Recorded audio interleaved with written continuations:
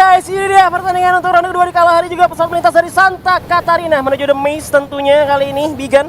Ya, lebih adil ya daripada game yang pertama tadi di Bermuda, di mana pesawatnya agak sedikit lebih ke kiri dan sulit untuk para pemain bergerak menuju ke sebelah kanan dari map. Sementara untuk di Kalahari sekarang, pesawatnya benar-benar membelah rata dan setiap tim memiliki areanya sendiri. Bahkan dari DG pun tidak ada gangguan sama sekali, sama seperti sebelum-sebelumnya di Stone Ride. Benar, tapi di Bayfront kita lihat ada dua tim di sini, Siren dan juga First Rider nampaknya yang udah melakukan tembakan juga dari arah Siren.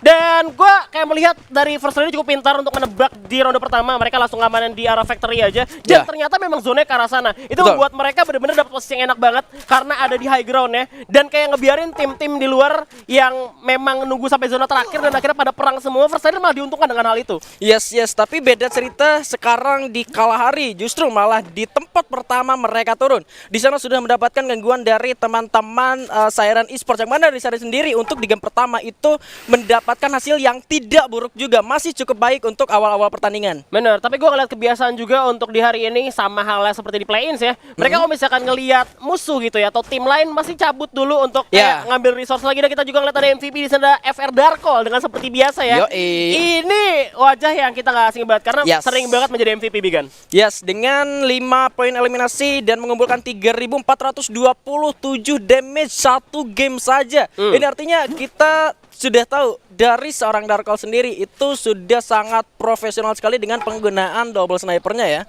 Bener, pastinya. Dan bener-bener kayak nyusahin lawan banget. Ya. Dan kalau kita lihat kali ini bener-bener First Rider-nya coba untuk cabut dulu dari Bayfront. Dia nge-looting terlebih dahulu, ngambil resource sebanyak mungkin.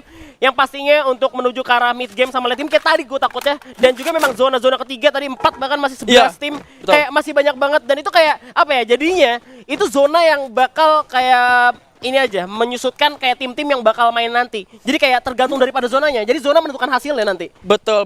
Zona menentukan hasilnya dan memang dari zona juga menentukan kemana mereka akan bergerak. Sekalipun kayak sekarang kita punya pattern dari tengah menuju ke sebelah kanan. Tapi kalau zonanya menarik ke sebelah kiri, tidak mungkin untuk kita bergerak menuju ke sebelah kanan. Itu yang membuat setiap tim bertemu di akhir-akhir pertandingan. Seperti yang lo bilang tadi, zona ketiga, zona keempat, bahkan masih 11 tim ya. Dan menariknya, tim SES itu nggak bermain seperti dia tuh di regular season.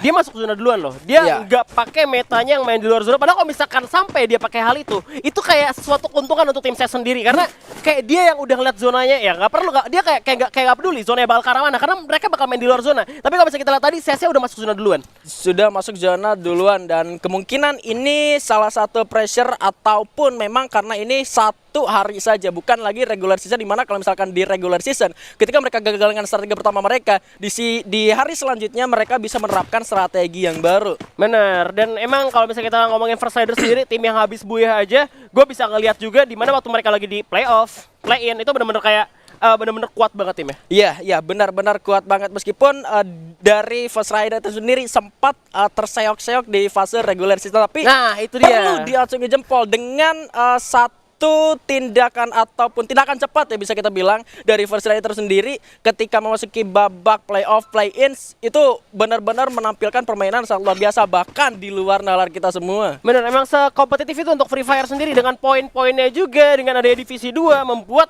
game ini makin kompetitif lagi, makin sulit. Dan kita bakal ngeliat standing round aja di mana First Rider berhasil mengamankan poin dengan 19, tapi dengan poin yang sekarang memang benar-benar tipis banget untuk gapnya 19-15. Bahkan kalau misalkan First Rider tusun sekarang bisa kesusul sama yang bawahnya karena Siren cukup mengejutkan juga dan juga Dranix ya. Yang cukup mengejutkan bisa ada di top frag untuk kali ini. Yes, kalau First Rider dalam satu game bisa mendapatkan 19 poin, mengingat ini masih game kedua, tidak menutup kemungkinan untuk dari Sesmizu dan Island of Gods yang kita lihat belum mendapatkan poin sama sekali bisa mendapatkan 19 poin juga. Bener, kayak kalau misalkan tim mikir kayak yang penting gue gak tusun gitu, yang penting gue gak tusun. Bahkan kalau misalkan mereka harus tumbang di pos keempat juga itu hitungan tertusun.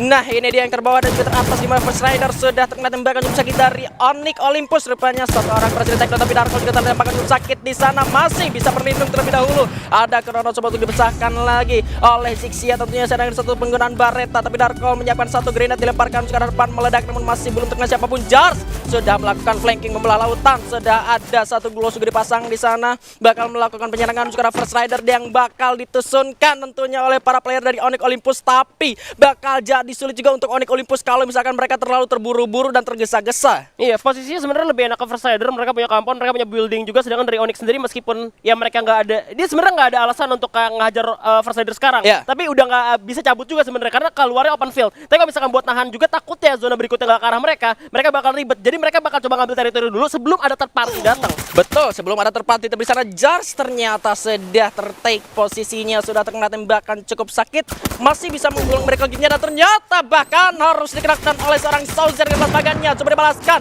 Onyx kali ini masuk dengan gloves yang harus dipasang ke depan, tapi cukup sulit juga, di mana Wiza berada di satu pohon dan Zixia untuk mundur terlebih dahulu, menarik diri Zixia, masih bisa dipasang satu gloves dan menggulung mereka kembali, sementara Wiza dan juga ternyata Wiza harus didapatkan oleh seorang ombak dengan tembakan 14 yang mematikan, sulit untuk diselamatkan. Ini menjadi sulit untuk Onyx Olympus dan menjadi boostingan lagi untuk First Rider, tentunya mendapatkan 2 poin eliminasi dan memukul mundur Onyx Olympus.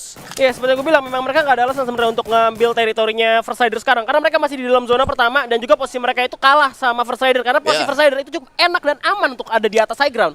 Betul, gue setuju, dan sekalipun dari Onyx Olympus ingin komit melakukan rushing ke arah First Rider, itu perlu membuang ataupun menggunakan beberapa glue walls yang mereka miliki, sedangkan kita belum sempat memperhatikan berapa banyak glue walls yang dimiliki oleh para player dari Onyx Olympus untuk melakukan rushing. Sedangkan kita coba lihat baliknya di First Rider nggak perlu glue wall juga. Nah, mereka punya building, mereka punya tembok gitu kan ya, bisa jongkok juga udah kelihatan visionnya, dan akhirnya malah keculik 2 juga. Untungnya Onyx masih bisa selamat ya, nggak tusun untuk kali ini, karena kalau misalkan lu tusun di poin ini benar-benar 0. Yes, benar-benar 0 seperti apa yang terjadi pada Onyx Olympus dan juga Iron of Gods di game pertama ya. Betul. Posisi 11 dan 12 itu tidak mendapatkan poin sama sekali. Dan kita sudah melihat DG Esports setelah melakukan fast lootingnya di area Stunride, mereka sudah melakukan fast moving juga menuju ke area command post, yang mana ternyata di sana sudah ada Dranix dan Aura masih tidak terlalu jauh di area command post. Bener, bakal coba ngamanin tower raya dari Azriel juga, dan Aura masih main seperti yang hal sama. Kalau misalkan main di Kalahari command post, mereka bakal coba main di luarnya aja sampai kayak ada yang ke pukul dari command post sampai dengan suara tembakan juga. Mereka bisa aja datang tiba-tiba untuk menjadi third party juga ya kan. Rusuh banget kan timnya.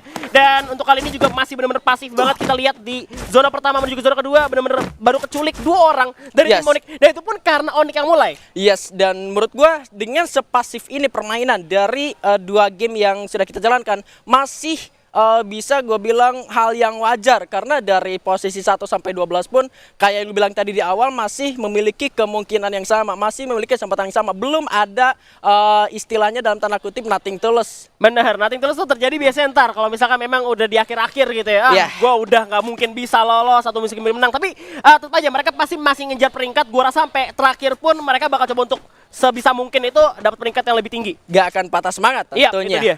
Satu hal yang sempat lo mention tadi untuk mengulas game pertama di Bermuda tentang Sesmizu yang bermain di luar zona. Akhirnya, mereka melakukan hal seperti yang lo bilang di game kedua di Kalahari. Benar, dan akhirnya mereka coba untuk main kayak gini karena ini hal yang benar-benar nguntungin buat Ses menurut gua. Karena ketika mereka ngelihat musuhnya apalagi pada perang semua di dalam zona, itu ngikis cepet banget, dan Ses coba untuk nahan terlebih dahulu di arah belakang, mereka bisa dapetin kill juga. Jadi bakal nguntungin banget, bahkan mereka bisa buya loh.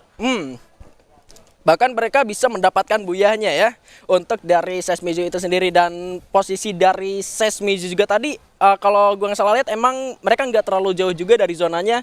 Sama halnya dengan EVOS yang di Bermuda tadi memainkan klasik EVOS-nya sekarang, tapi untuk di Kalahari sudah berada di dalam zona. Dan ini dia 3 tim, bahkan ternyata sudah ada 5 karena ada UAV juga di sana. Bion berhasil melawan seorang Borgai di sana dari tim Dranix Esports. Entah dari arah mana seorang Bion berhasil mendapatkan 1 poin eliminasinya. UAV-nya benar-benar jahat, benar-benar jadi Kang Cepu. Ternyata di sana Hens berhasil melawan Arul dengan tembakan dari AN94-nya berhasil confirm menjadi poin eliminasi di N, karena kalau nggak nge-N nggak Wah, ini udah ada ini juga UAV juga ya, dan UAV udah ngeliat posisi dari adanya DG sama Dranix tuh bisa kelihatan kayak satu squad gitu, kayak satu tim. Bahkan ada Siren juga karena kelihatan merah semua, ada Aura juga. Jadi dari IOU sendiri harus lebih menahan kesabaran. Jadi jangan terlalu emosi untuk ngehajar lawannya. Kayak udah dapat poin kill kayak gitu itu udah lumayan banget. Tunggu sampai musuhnya ada tembakan lagi, kita lihat lagi kira-kira ternyata oh ini clash, ternyata musuhan. Jadi lu bisa tahu nih, lu bisa nge-flanking dari sisi mana. Yes. Dan dari area command post itu sendiri belum ada yang mengisi area tower paling atas ya. Monasnya command post kalau bisa gue bilang tuh biasanya selalu ada user sniper yang harusnya berdiri di arah sana. Dan kita melihat ternyata Ses yang masuk ke dalam zona sudah mulai tahan oleh para player dari Aura, di mana Guns dan diberikan 2 orang dari Ses Mizu bakal langsung diras. Sudah dinyalakan krononya juga langsung masuk menuju ke pertahanan dari Ses Mizu, tentunya ditembak dengan pelemahnya masih belum kena, digocek-gocek aja dari Ses Mizu masuk ke dalam rumah, tentunya Deadly terkenok, masih bisa untuk diselamatkan kembali. Amek juga masuk, tapi dari Ses mencoba untuk menahan terlebih dahulu. Jojonya juga masih menggulung miracle kit, sementara itu ledakan dari 1-2 bom juga sudah mulai terdengar dan Ses berhasil mendapatkan satu obstacle-nya, masih bisa mencoba untuk menyerang balik ke arah Aura. Oleh pasang serang tantas dengan nomor metanya menembak, dapat satu orang Fa dari sana tersungkurkan, terknockdown, mau di end tapi masih cukup sulit juga. Masih ada Amek juga membalaskan, tapi Amek juga tersungkurkan. 2 orang terakhir dari Aura Esports kali ini, Guns yang berada di tower dan juga 1 orang Deadly yang cukup sulit untuk membackup teman-temannya. Itu launchpad yang hafalan banget, mereka dapat satu rumah juga dan kalahnya tadi karena ada double factor lawan MP5. Dan kayaknya masih war lagi kali ini karena Ses bakal naik atas tower. Malah diras balik kali ini, Auranya mana bang, di atas tower langsung dihajar bisa-bisa oleh Ses, tapi Guns dapat 1 orang Thanos dikenakan begitu saja. Data juga masuk, Jojonya sudah tersungkurkan oleh seorang Guns kali ini. Guns, Deadly-nya juga dapat 1 orang Thanos dan malah Sesnya yang rata, ya ampun. Itu dia shotgun dan juga SMG yang kuat banget di jarak dekat dan gagal karena ada glue wall juga, tapi bakal ada war lagi karena DG juga dengar suara tembakan. Bahkan Dranik juga ikutan, IOG bakal coba melipir ke arah luar terlebih dahulu. Sedangkan dari Aura bakal ngamanin towernya. Duga cukup sabar karena udah dapetin 4 koin eliminasi juga. Kuat banget Mas Deadly, Mas Gan. Gila 2 lawan 4 loh itu Bang Lihan. Dan terdengarnya suara tembakan mengundang DG Esports dan juga Dranix untuk mereka juga melakukan pertempuran. Dan juga kita bakal ngeliat ada spotlight tadi, di mana tadi Ses coba untuk nabrak, tapi sebenarnya dia nggak sadar kalau misalkan di sana ada Aura juga, karena udah ditembak duluan. Tapi ada satu rumah, karena udah hafalan juga, dia bakal coba untuk masuk ke defense terlebih dahulu dan Aura yang nafsu. Ya kan, ketika ada duel yang lumayan banyak juga, akhirnya Aura coba untuk kirim 2-nya ke arah atas karena 2-nya dibawa kalah, lawannya juga Vector gitu kan double ya, jadi kalah juga posisinya. Tapi ternyata Deadly sama Guns mengamankan Aura dan juga posisinya untuk sekarang. Gokil. Dan justru PR untuk Aura sendiri cukup sulit karena mereka harus kehilangan 2 playernya. Sementara dari tim yang alive masih 11 tim. Itu artinya hanya Ses Mizu yang sudah terpulangkan ke lobby. Bakal tertahan posisinya. Ada tim DG Esports yang sudah mendapatkan 1 poin eliminasi ternyata. Bakal menahan pergerakan dari tim Aura Esports yang bakal masuk. Sementara IOG dan juga Dranix masih juga sama-sama menahan pergerakannya. Tapi pemilihan senjata juga dari Deadly dan juga Guns, nuker senjatanya sama double Vector itu udah kayak ngundang banget buat jarak dekat. Ayo kalau misalnya kita mau tarung, kita jarak dekat aja. Kita nggak perlu untuk ngikut jarak jauh karena kita juga tahu gitu. Semua tim yang lagi main bakal coba untuk bertahan sampai akhir zona banget dan kita bakal coba untuk dapat close range combatnya. Jadi kayak double Vector bakal diuntungkan banget. Double Vector bakal diuntungkan banget, apalagi seorang Deadly mengundang tim-tim yang lain untuk melakukan jarak dekat. Sementara Iki di arah lain berhasil banget seorang Justin dengan VSS-nya langsung dipulangkan sekarang lobby. First Rider masih mendapatkan zonanya, tapi ketemu lagi sama Onyx di sana. Tayo juga harus dipulangkan ke lobby.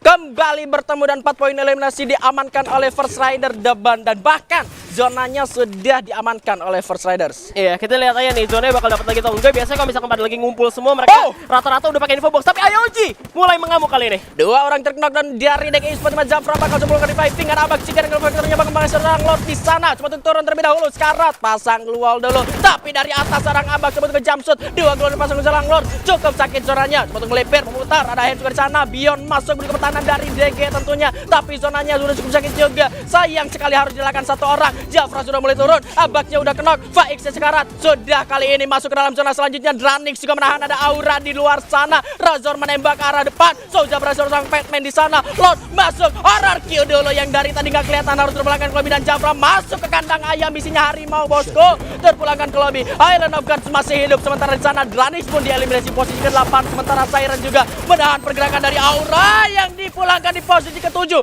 Tapi 3 player Siren harus terkena knockdown juga di sana rupanya. Ini kita lihat juga kalau misalnya posisi dari Alas harus tumbang juga harus tusun karena mereka harus dikejar oleh zona. Dan menariknya adalah EVOS dan juga pastinya First Rider udah ada di zona duluan. Tinggal 4 tim tersisa di zona kelima kali ini. Dimana Siren bakal coba ketemu sama RBR terlebih dahulu. RBR megang high groundnya. Dia dapat juga di tower, tapi ternyata sejajar sama high ground dimiliki sama EVOS. Gua rasa untuk kedua tim ini antara mereka clash atau mereka bakal tumbang dan jadi makanan EVOS doang.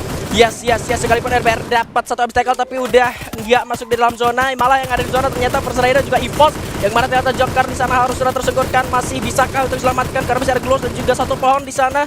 Cukup sulit sepertinya. Sementara itu dari RBR bakal menahan pergerakan dari Siren. Tentunya di sana sudah mulai terlihat juga Souza cukup sekarat terlihat. Ada Chrono, ya ampun, terkena dan juga pada akhirnya langsung bakal di end. Di end gak rupanya kali ini RBR dapat 3 poin eliminasi. Di bawah juga ada para player Siren. Yang mana kali ini Justin terdapat kalau serang straight yang masuk menuju ke late game juga. EVOS dengan dimakil Nyayur, chapter 10 dengan mereka juga menembak juara depan sana. Berlari, Devitonya kenok. Ada yang terlihat di sana sudah mulai di-spread juga. Mr. Home dengan pelontar di sana cukup berbahaya juga. Harus berhati-hati. Lampu kuning buat EVOS. Hati-hati. Siro di sana dengan pelontar berhasil mendapatkan 3 player dari EVOS. Baru gua bilang hati-hati. Masih ada Ancang Regi di sana. Mr. 05 yang mencoba untuk menyelamatkan para player dari EVOS Esports tentunya. Ini ada yang lagi nonton ya. First Rider cuma nontonin doang war yang lagi terjadi di luar. Siren, RBR, EVOS, bahkan ada Mr. Home dengan pelontarnya cukup baik banget. Itu benar-benar bagus banget karena 3 orang langsung tumbang. Tapi ternyata First Rider bakal ketemu juga sama tim